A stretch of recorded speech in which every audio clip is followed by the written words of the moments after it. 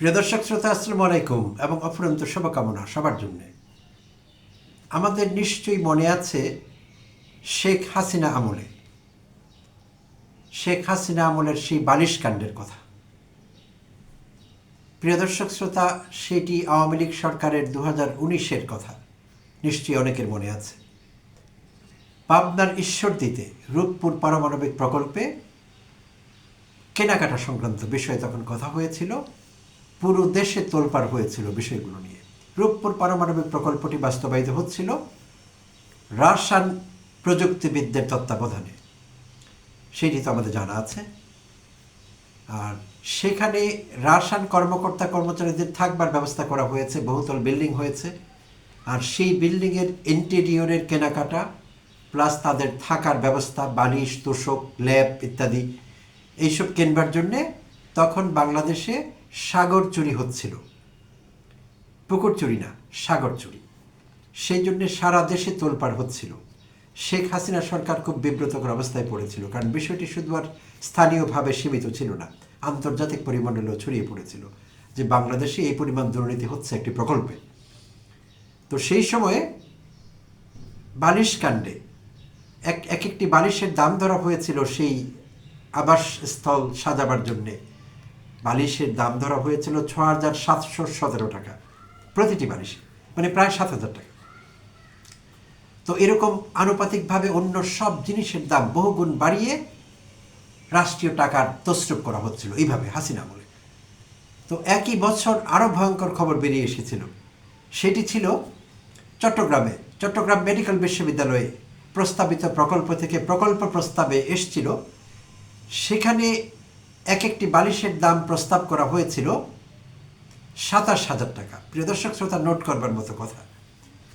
Chittagong medical বিশ্ববিদ্যালয়ের প্রস্তাবিত যে প্রকল্প ছিল, আর সেই প্রকল্পের প্রস্তাবিত মূল্য যে একটি বালিশের জন্য খরচ করতে হবে 27,000 টাকা। আর বালিশের কাভার, সেটির জন্য প্রস্তাব এসেছিল যে কাভার দিতে হবে, আরও দামি লাগবে সেটি হবে 28,000 টাকা।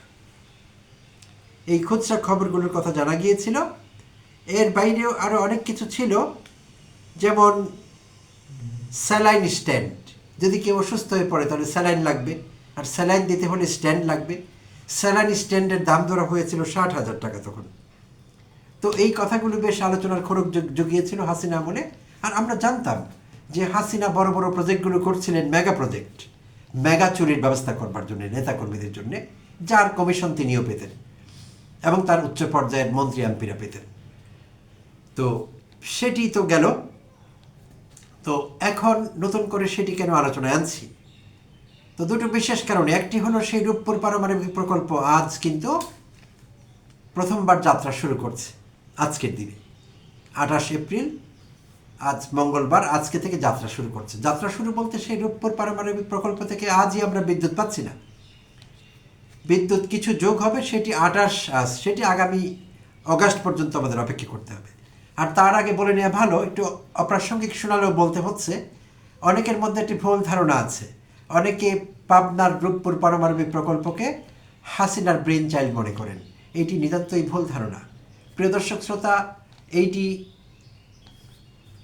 সাবেক পাকিস্তান আমলের স্বৈর শাসক আইয়ুব খানের ব্রেন চাইল্ড। এইটি 60-এর দশকে আইয়ুব খান নিজে এই চিন্তা করেন যে বাংলাদেশের পাবনায় রূপপুর নামক জায়গায় একটি পারমাণবিক বিদ্যুৎ প্রকল্প করতে হবে, যা থেকে 250 মেগাওয়াট বিদ্যুৎ পাওয়া যেতে পারে। এই ব্রেন চাইল্ড কিন্তু আইয়ুব খানের। এবং সেই সময় 1966-র মেতে আইয়ুব খানের বাণিজ্য মন্ত্রী গোলাম ফারুক ফ্রান্সের সঙ্গে $6 কোটি একটি চুক্তি করেছিলেন এই পারমাণবিক প্রকল্প বাস্তবায়ন করবার জন্য, 1966 মে। এবং জাপান এবং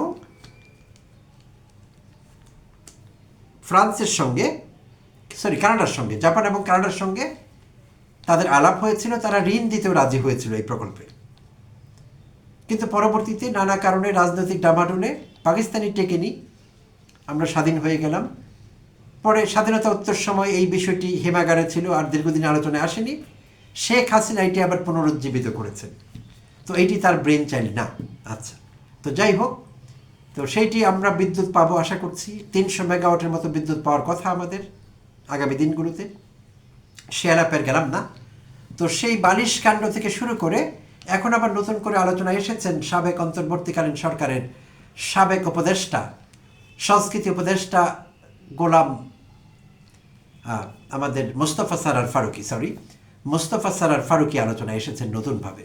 কারণ ফারুকী এমন কিছু কাণ্ড ঘটিয়েছেন যেটিকে লোকেরা বলছে এলাহি কাণ্ড, আর মানব জমিন আজ রিপোর্ট করেছে সে এলাহি কাণ্ড নিয়ে, উপদেষ্টা ফারুকীর এলাহি কাণ্ড, এই ছিল তাদের হেডলাইন। তো মানব জমিন কতগুলো বিষয় সামনে এনেছে, আলোকপাত করেছে কতগুলো বিষয়ে, যেটি সত্যিকার অর্থে নড়ে চড়ে বসবার মতো। মোস্তফা সরোয়ার ফারুকীকে এতটা অনিয়ম তিনি করবেন এটি আমরা আসলে তাকে নিয়ে ভাবিনি কখনোই। যদিও তার নিয়োগ থেকেই ঝামেলা চলছিল, যখন সংস্কৃতি উপদেষ্টা হিসেবে তার নামটি প্রস্তাব করা হয় তখন বিভিন্ন মহল থেকে আপত্তি এসেছিল, তাকে নিয়ে নানা সমালোচনা ছিল, এবং খুব বেশি দিন লাগেনি তিনি আবার নতুন করে বিতর্কে জড়িয়ে পড়েন। কারণ গত বছরের 2025-এর 28 জানুয়ারি শিল্পকলা একাডেমির নাট্যশালায় একটি নাটক চলছিল, আর সেই মঞ্চে ঘোষণা দিয়েছিলেন সেই সময়ের শিল্পকলার মহাপরিচালক সৈয়দ জামিল আহমেদ। তিনি বিশিষ্ট নাট্যজন এবং একজন শিক্ষকও বটে এবং শ্রদ্ধেয় ব্যক্তি। তো সেই সৈয়দ জামিল আহমেদ মঞ্চে ঘোষণা দিয়েছিলেন যে তিনি আর মহাপরিচালক থাকবেন না শিল্পকলা একাডেমির। বাংলাদেশে কেউ সহসা কোনো পদ ছেড়ে দেয় না, আর শিল্পকলা একাডেমির মতো একটি প্রতিষ্ঠানের মহাপরিচালক। তো তিনি সেই পদ ছেড়ে দিয়েছিলেন, কারণ সরাসরি অভিযোগ করেছিলেন ফারুকীর বিরুদ্ধে, কারণ ফারুকীর সংস্কৃতি মন্ত্রণালয় তার কাজে হস্তক্ষেপ করছিল। শুধু তাই না, তিনি আরও বিস্ফোরক মন্তব্য করেছিলেন যে ফারুকী নিজে কোনো চিঠিপত্র, কোনো রকম অফিসিয়াল লেটার, কোনো রকম রিকোয়েস্ট ছাড়া, প্রমাণ ছাড়া তার কাছে টাকা চাইছিলেন তার ফারুকীর কোনো প্রজেক্টের জন্য, সরকারি প্রজেক্টের জন্য। সরকারি প্রজেক্টের জন্য টাকা চাইতে পারেন, কিন্তু সেটি প্রমাণ লাগবে। আর সৈয়দ জামিল আহমেদ চেক চাইছিলেন, যে চেকে তিনি টাকা দেবেন। তো ফারুকী বোধহয় কেস চাইছিলেন কোনো রকম প্রমাণ ছাড়া। তো এইসব কারণে তিনি পদত্যাগ করেছিলেন মহাপরিচালক। তো সেই সময় ফারুকী আবার বিতর্কিত হন। তো সেই ফারুকী কী করেছেন সে আলাপটি একটু হওয়া দরকার। এগুলো সবই অভিযোগ, সেটিও বলে রাখি, প্রমাণ হয়নি কিছুই, বাট জোরালো অভিযোগ উঠেছে। আর অভিযোগ যেহেতু উঠেছে, একসময় হয়তো বিষয়টি এদিক ওদিক যাবে, হয় প্রতিষ্ঠিত হবে অভিযোগগুলো, না হলে খারিজ হয়ে যাবে। বাট অভিযোগগুলো দেখা দরকার, খুবই গুরুতর অভিযোগগুলো। মোটা দাগে 2 রকমের অভিযোগ এসছে। একটি হলো সরকারি তহবিলের তছরূপ, অর্থাৎ প্রচণ্ড রকমের অপব্যয় হয়েছে সরকারি টাকা, সেই টাকা কারো পকেটেও ঢুকে থাকতে পারে, আবার অপব্যয় করা হয়েছে সেটিও সম্ভব। আর আরেকটি হলো নিয়োগ সংক্রান্ত বিষয়ে সাগর চুরি করবার চেষ্টা হয়েছে। তো 2 ধাপে আলোচনাটি করবে। প্রথমে আসি অপচয় কী হয়েছে, সরকারি টাকার তছরূপ কীভাবে করা হয়েছে। তো আসলে বলা দরকার যে যেই প্রজেক্টে ফারুকী কাজ করছিলেন মূলত, সেটি জুলাই অভ্যুত্থান স্মৃতি জাদুঘর। প্রিয় দর্শক শ্রোতা, আমাদের জানা আছে 100 কোটি টাকার উপরের এই প্রজেক্ট জুলাই অভ্যুত্থান স্মৃতি জাদুঘর। সেই জাদুঘর নিয়ে ফারুকী কাজ করছিলেন, যা কিনা গত বছরের অগাস্টে উদ্বোধন হওয়ার কথা ছিল, কিন্তু এখনও কাজ শেষ হয়নি, ঢিমে তালে হলেও কাজ এখনও চলছে। আচ্ছা, এখন গত 6 মাসে এই জুলাই অভ্যুত্থান স্মৃতি জাদুঘর, যা কিনা কার্যক্রম শুরু করেনি, সেখানে গত 6 মাসে 1,02,00,000 টাকা নাস্তার বিল দেওয়া হয়েছে। 1,02,00,000 টাকা নাস্তার বিল। শুধু কারা খেলো এই নাস্তা, সেই প্রশ্ন উঠেছে। আচ্ছা, 25 জানুয়ারি থেকে গত 15 ফেব্রুয়ারি এবছরের 2025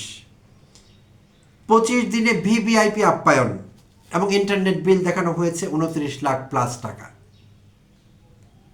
25 জানুয়ারি থেকে 15 ফেব্রুয়ারি, এই 25 দিনে, প্রিয় দর্শক শ্রোতা, 1 মাসও না, 25 দিনে ভিভিআইপি আপ্যায়ন দেখানো হয়েছে এবং ইন্টারনেট বিল 29 লাখ প্লাস টাকা, মানে প্রায় 30 লক্ষ টাকা। এটি বিশ্বাসযোগ্য না। যদি সত্যিকার অর্থে এই খরচটি হয়ে থাকে 25 দিনে ভিভিআইপি আপ্যায়ন, কারা সেই ভিভিআইপি আমাদের জানা দরকার। বাংলাদেশে কারা এত বড় ভিভিআইপি হয়ে গেল যে জনগণের ট্যাক্সের টাকা এইভাবে তারা খরচ করবে? 25 দিনে 30 লক্ষ টাকা তারা খাওয়া দাওয়া করেছে এমন একটি প্রতিষ্ঠানে, যে প্রতিষ্ঠান কাজই শুরু করেনি, কাজ এখনো চলছে, অনেক কিছু বাকি আছে এখন। তো এইভাবে বিশাল বিশাল টাকা তারা খরচ করেছে আপ্যায়ন খাতে। আচ্ছা, জাদুঘর সংলগ্ন একটি রেস্তোরাঁ আছে, যেটির নাম হলো আড্ডা প্রবর্তনা রেস্টুরেন্ট। সেই রেস্টুরেন্ট থেকে বিভিন্ন সময় খাবার আনিয়েছে। তো দেখা যাচ্ছে একদিনের খাবারের বিল আছে 1,43,000 টাকা। সেই রেস্টুরেন্ট থেকে খাবারের বিল এসেছে। আচ্ছা, গত 6 অক্টোবর 2025 একদিনে একজন ব্যক্তি ভিজিট করছিলেন, একজন ভিআইপি জুলাই স্মৃতি জাদুঘর ভিজিট করছিলেন। তিনি ছিলেন Islamic world educational scientific and cultural অর্গানাইজেশনের মহাসচিব ডক্টর সেলিম এম আল মালিক। তো ডক্টর সেলিম এল মালিক একদিন ভিজিট করছিলেন জুলাই স্মৃতি জাদুঘর। সেই একদিনে আপ্যায়ন খরচ দেখানো হয়েছে 70,000 টাকা। কীভাবে, কে খেলো এত টাকা? এই দেশ আমেরিকা না, এই দেশ জাপান না, তারাও করবে না এত অপচয়। আচ্ছা, আর যে রেস্টুরেন্টের নাম দিলাম সেই রেস্টুরেন্ট আড্ডা প্রবর্তনা রেস্টুরেন্ট। সংবাদকর্মীরা মানব জমিনের সেই রেস্টুরেন্টের অথরিটির সঙ্গে কথা বলেছে। তারা সেই বিল নিয়ে প্রশ্ন তুলেছে, তাদের কাছে জানতে চেয়েছে একদিনে নাস্তার বিল তারা 1,43,000 টাকা করেছিলেন কিনা। তো তারা অপারগতা প্রকাশ করেছে এই বিষয়ে জানাতে, এবং তারা বলেছেন যে আমাদের ছোট্ট রেস্টুরেন্ট, আমরা লাখ টাকার ব্যবসা কবে করেছি? আমাদের এখান থেকে তো আমরা খাবার দিতাম পরোটা, ভাজি, এইসব খাবার। তো আমরা তো হাজার হাজার টাকা ব্যবসা করবার লোক, লাখ টাকার খাবার আমরা কোত্থেকে দিব? আমাদের তো সেই সক্ষমতা নেই। সুপ্রিয় দর্শক শ্রোতা, নানা কারণে এই আপ্যায়ন সংক্রান্ত খাতটি পুরোটি নিয়ে একটি ধূম্রজাল তৈরি হয়েছে এবং রাষ্ট্রের এই টাকা অপচয় হয়েছে বলেই মনে হচ্ছে। আমি মনে করি না, তদন্ত হয়নি, আমার এই বিষয়ে কথা বলা উচিত না, তারপরে কমন সেন্স বলছে এই প্রতিষ্ঠান এমন কিছু কাজ করছিল না গত কয়েক মাসে যে সেখানে লক্ষ লক্ষ টাকার খাবারের বিল এবং আপ্যায়ন খরচ হবে। হতেই পারে না। এখানে সাগর চুরি হয়েছে, শুধু পুকুর চুরি না। এবং এই দায় ফারুকীকে নিতে হবে। ফারুকীকে শ্রদ্ধা করতাম সংস্কৃতি কর্মী হিসেবে, কিন্তু উপদেষ্টা হিসেবে তার কর্মকাণ্ড আমাকে তার প্রতি শ্রদ্ধা করেছে। বিশেষভাবে যেদিন সৈয়দ জামিল আহমেদ পদত্যাগ করলেন সুস্পষ্ট অভিযোগ করে, কোনো উপদেষ্টা এমন অভিযোগ নিতে পারবেন না যদি তিনি সৎ হন। তার দিকে অঙ্গুলি তুলে বলা হয়েছে যে তিনি আমার কাছে কোনো ভাউচার ছাড়া, ডকুমেন্ট ছাড়া, প্রমাণ ছাড়া ক্যাশ টাকা চান তার প্রজেক্টের জন্য, সেইটি আমি কিভাবে দেব? জামিল আহমেদ অভিযোগ করেছিলেন। ফারুকী উচ্চবাচ্য করতে পারেননি। এটি একটি গুরুতর অভিযোগ। কারো বিরুদ্ধে কেউ এরকম অভিযোগ এমনি এমনি করে না, এটি আমরা বিশ্বাস করি না। আচ্ছা, তো সেই থেকে ফারুকী অস্বচ্ছতার পরিচয় দিয়ে আসছেন। তার ক্রিয়েটিভিটির জায়গাটি আলাদা, সেই জন্যই তাকে শ্রদ্ধা করতাম। কিন্তু উপদেষ্টা হিসেবে তার কর্মকাণ্ড মোটেই প্রশংসনীয় না, হতেই পারে না। আচ্ছা, তো এই গেল তার টাকা পয়সা অপচয়ের ফিরিস্তি। একটি পবিত্র জায়গা নিয়ে জুলাই অভ্যুত্থান স্মৃতি জাদুঘর, এই জায়গা নিয়ে, এই জায়গার টাকা পয়সা নিয়ে, এই জায়গার বাজেট নিয়ে কেউ ঝামেলা করবে আমাদের জানা ছিল না কখনোই, আমরা বিশ্বাস করিনি। আচ্ছা, তো এখন এই যে টাকা খরচ হলো, এই টাকা শুধু যে জুলাই স্মৃতি জাদুঘরের বরাদ্দকৃত টাকা তা না, অভিযোগ উঠেছে জাতীয় জাদুঘরের ফান্ডের থেকেও টাকা এনে খরচ করা হয়েছে। কেন? আচ্ছা, এইবার আসছি, নিয়োগ বিজ্ঞপ্তির কথা বলা হচ্ছিল। তো জুলাই স্মৃতি জাদুঘরে নিয়োগ করবার জন্যে সিদ্ধান্ত হয়েছিল। শোনা গেছে, রিপোর্টে যেরকম এসেছে, ফারুকী 300 থেকে 400 কর্মকর্তা কর্মচারী নিয়োগ করতে চাইছিলেন। তো সেইটি অর্থ মন্ত্রণালয় এবং সরকারের অন্যান্য বিভাগ সেটি অ্যাকসেপ্ট করেনি। না করবার কারণে সেটি কমে 100-র কাছাকাছি বা তার নিচে এসেছে। এবং সেই নিয়োগ বিজ্ঞপ্তি গত বছর দেওয়া হয়েছিল। তো সেই নিয়োগ বিজ্ঞপ্তি প্রকাশের কয়েকদিন আগেই রাতের বেলা গোপনে গোপনে জাতীয় জাদুঘরে, সেখানকার সিনেপ্লেক্সে এবং জাতীয় জাদুঘরের অডিটোরিয়ামে গভীর রাত অবধি রিপোর্ট এসছে, ভাইবা নেওয়া হচ্ছিল। নিয়োগ বিজ্ঞপ্তি প্রকাশের কয়েকদিন আগে থেকেই ভাবা যায় বিষয়টি। নিয়োগ বিজ্ঞপ্তি প্রকাশিত হলে ভাইবা হবে, লিখিত পরীক্ষা হবে, প্রক্রিয়া চলবে নিয়োগের, সেটি স্বাভাবিক। কিন্তু নিয়োগ বিজ্ঞপ্তি প্রকাশিত হবার আগে থেকে শুরু হয়েছে এবং অ্যাপ্লিকেশন করবার শেষ তারিখের আগ পর্যন্ত ভাইবা চলেছে গভীর রাতে। কেন চলেছে? আর সেই পোস্টগুলো ছিল ব্যবস্থাপক, উপব্যবস্থাপক, পরিচালক, উপপরিচালক, কিউরেটর, ডেপুটি কিউরেটর, এরকম পদগুলোতে নিয়োগের জন্যে ভাইবা চলছিল রাতের বেলা, গভীর রাত অবধি, নিয়োগ বিজ্ঞপ্তি প্রকাশের আগে থেকে শুরু করে। এবং মানব জমিনের কাছে সিসিটিভি ফুটেজ এসেছে যে রাতের বেলা অসংখ্য লোক ফাইল বগলে করে একটি নির্দিষ্ট কক্ষে ঢুকছেন, সেখান থেকে তারা বেরিয়ে এসছেন এবং তাদের সঙ্গে সাক্ষাৎকারও নেওয়া হয়েছে। তারা বলেছেন আমরা ইন্টারভিউ দিয়েছি।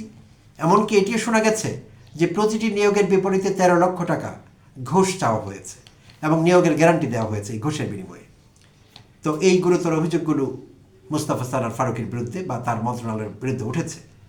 তো এইটিকে আর হেলাফেলা করবার কোনো সুযোগ নেই। সরকারের কাছে জোর দাবি জানাচ্ছি, অনতিবিলম্বে ফারুকের এই বিষয়টি তদন্তের আওতায় আনতে হবে। যদি এগুলো গুজব হয়, ফারুকের বিরুদ্ধে কেউ অপপ্রচার করছে, fine, he will come out clean. আর যদি গুজব না হয়, সত্যিকার অর্থে রাষ্ট্রের ফান্ডের টাকা এভাবে তিনি খরচ করে থাকেন এবং নিয়োগ বিজ্ঞপ্তির বিষয়টি কি, সেখানে স্বচ্ছতা ছিল কিনা, নাকি যে অভিযোগগুলো করা হয়েছে সেগুলো সত্যি, প্রমাণ সাপেক্ষে, তদন্ত সাপেক্ষে এই বিষয়ে ব্যবস্থা নিতে হবে। এটি গুরুতর একটি বিষয়, এগুলো সহজভাবে ছেড়ে দেওয়ার কোনো সুযোগ নেই। প্রিয় দর্শক শ্রোতা, ধন্যবাদ সঙ্গে থাকবার জন্য।